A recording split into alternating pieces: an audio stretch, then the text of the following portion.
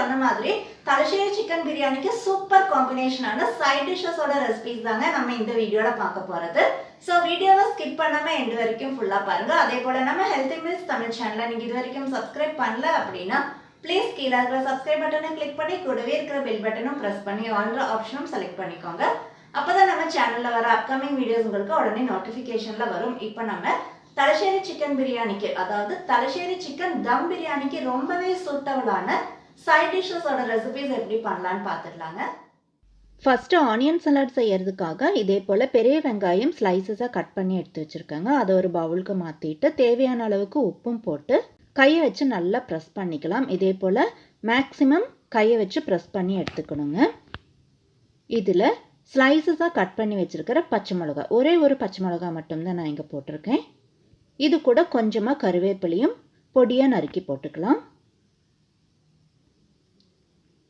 இதே போல் பொடியாக நறுக்கின கருவேப்பிலையும் போட்டு இது கூட வினிகர் ஒரு ஸ்பூன் சேர்த்திக்க போகிறேன். வினிகர் வாங்கும்போது வித்தி மதர்னு இருக்கான்னு பார்த்து வாங்கிக்கோங்க. சப்போஸ் வினிகர் இல்லை அப்படின்னாக்கா லைம் ஜூஸ் கூட ஆட் பண்ணிக்கலாங்க. ஒரு ஸ்பூன் லைம் ஜூஸ் ஆட் பண்ணாலும் இதுக்கு நல்லாயிருக்கும். இவ்வளோதாங்க, நம்மளோட வெங்காயம் சலாட் இங்கே சூப்பராக ரெடி ஆயிடுச்சு. அடுத்ததாக தயிர் சலாட் எப்படி செய்யறதுன்னு பார்த்துடலாம். அதுக்காக இங்கே ஒரு வெங்காயம், பெரிய வெங்காயம் பொடியாக இதே போல் கட் பண்ணி எடுத்து வச்சுருக்கேன். அதை ஒரு பவுலுக்கு மாற்றிடலாம். அது கூட ஸ்லைசஸாக கட் பண்ணி வச்சுருக்கிற பச்சை மிளகா, நான் 2 பச்சை மிளகா ஸ்லைசஸாக கட் பண்ணி எடுத்து வச்சுருக்கேன். அதையும் போட்டு தேவையான அளவுக்கு உப்பும் சேர்த்திக்கலாம். நான் இங்கே 1/2 ஸ்பூன் உப்பு சேர்த்திருக்கேங்க. இது கூட ரொம்ப புளிக்காத தயிர் 1 கப் எடுத்திருக்கேன். இதெல்லாம் சேர்த்து நல்லா இதே போல் மிக்ஸ் பண்ணிட்டாக்க நம்மளோட தயிர் சலாடும் இங்கே சூப்பராக ரெடி ஆயிடுச்சுங்க.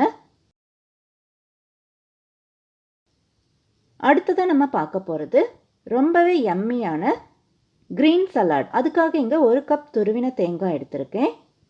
அது கூட கொஞ்சமாக 1 கை மல்லி இலையும் சேர்த்திருக்கேன்.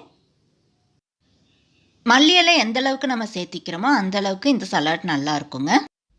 இது கூட கொஞ்சமாக 4லிருந்து 5 தண்டு புதினா, 2 துண்டு இஞ்சி, 4 பல் பூண்டு, 2 பச்சை மிளகா, காரத்துக்கு தகுந்த மாதிரி நீங்கள் கூட்டியோ குறைச்சோ போட்டுக்கலாங்க பச்சை மிளகா. இது கூட ஒரு அரை லைம் ஜூஸ் நான் இங்கே எடுத்திருக்கேன். அதையும் ஊற்றி தேவையான அளவுக்கு உப்பும் சேர்த்து மூடி போட்டு அரைச்சிட்டு வந்து காமிக்கிறேன் பாருங்கள். இதில் நம்ம தண்ணி எதுவும் சேர்த்துணுன்னு அவசியம் கிடையாது. இதே போல் நல்லா கோஸாக அரைச்சி எடுத்துக்கணும். தண்ணி சேர்த்திட்டோம் அப்படின்னாக்கா ரொம்ப பேஸ்ட்டாக ஆகிடும். அதனால் நம்ம தண்ணி சேர்த்தணுன்னு அவசியம் கிடையாது. பாருங்கள், தண்ணி சேர்த்தாமல் அரைக்கும் போது இதே போல் கோஸாக அரைஞ்சி வரும். இந்த மாதிரி கோஸாக அரைஞ்சிருந்தால் தாங்க சட்னி நல்லாயிருக்கும். பாருங்கள், நம்மளோட க்ரீன் சலாடு இல்லாட்டி க்ரீன் சட்னியும் இங்கே சூப்பராக ரெடி ஆகிருக்கு. இதே போல் நல்ல ஒரு ரெசிபியோட அடுத்த வீடியோவில் பார்க்கலாங்க. தேங்க்யூ ஃபார் வாட்சிங்.